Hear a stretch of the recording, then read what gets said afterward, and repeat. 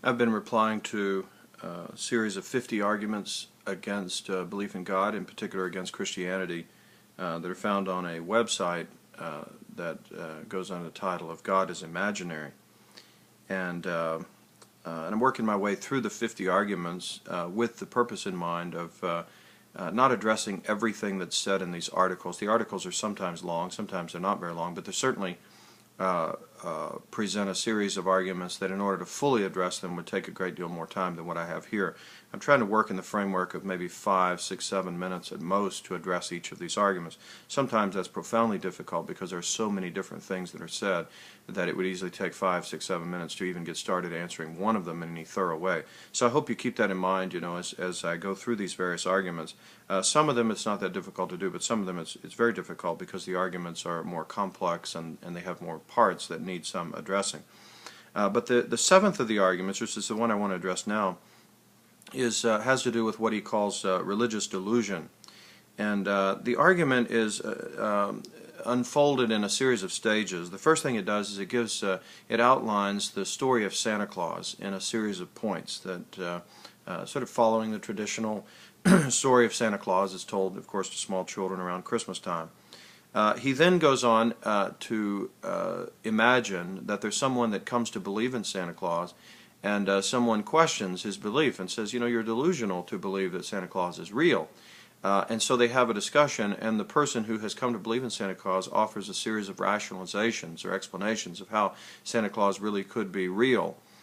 He then goes on to tell another story, a similar story. This time you come to discover as you listen to him unfold the story that he's really telling the story of Mormonism, with the story of Joseph Smith and the golden plates and all of that.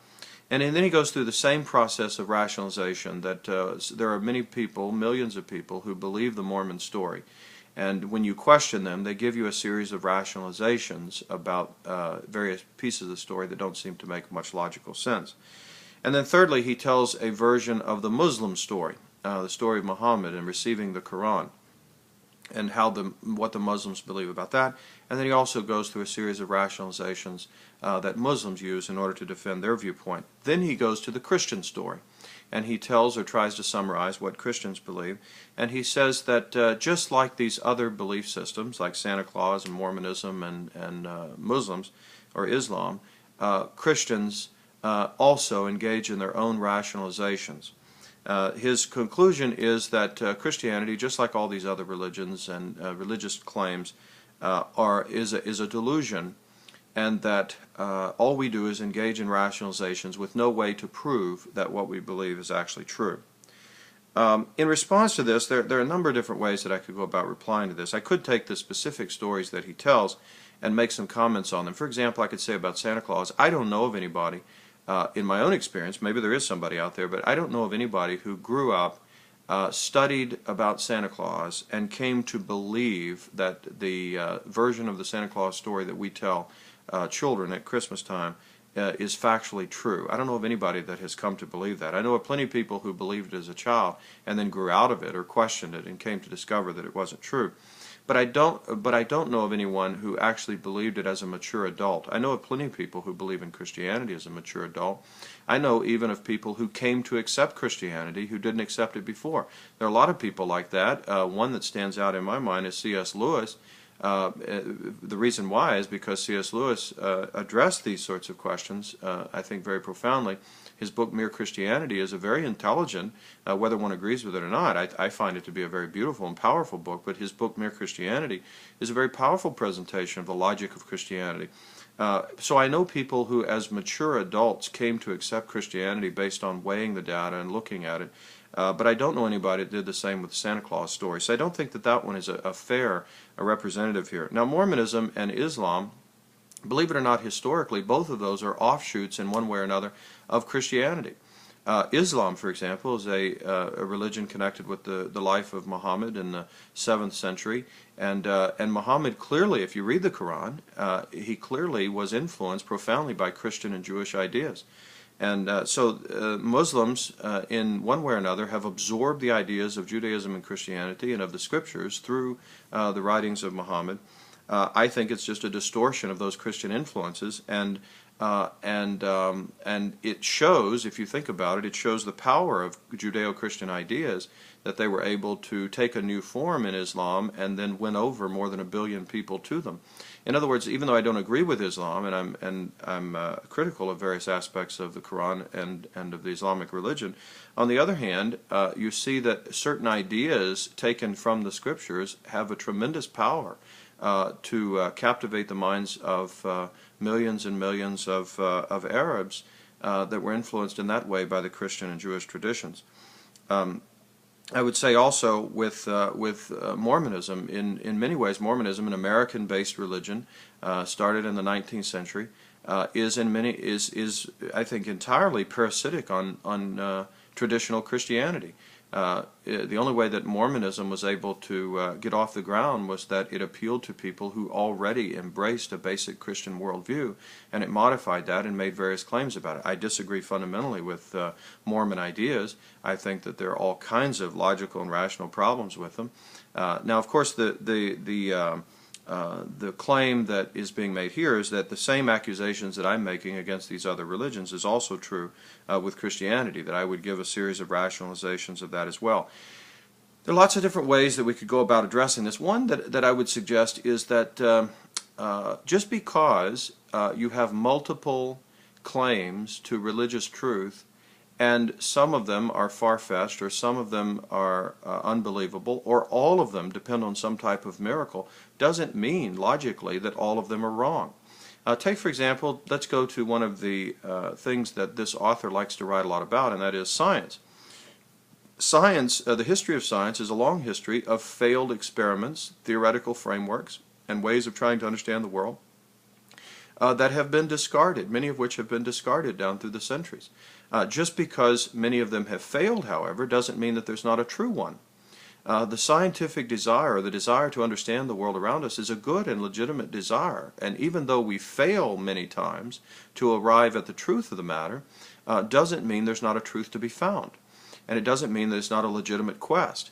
Just because there are many people who search for a religious system of understanding that can embrace and encompass all things and bring meaning and purpose to human lives, just because there are many attempts to do that and some of them fail, or perhaps many of them fail, doesn't mean that the desire itself is in vain, nor does it mean that all attempts to do so are false. To give you a couple of examples, if we think about the history of science, you look at modern-day evolutionary theory. I mean, it's very famous that there were a number of significant hoaxes, and not only with evolution, but with other things. People who produced or falsified data or made false claims about data, bones that they found. Piltdown Man, I think, was one of them. Just because there were people who deceived others or who presented evidence that turned out to be false evidence doesn't mean that the whole project is a failure. We could say the same thing about other ancient sort of theories about the nature of matter or the material world. The ancient philosopher Thales, for example, or natural scientist you might call him.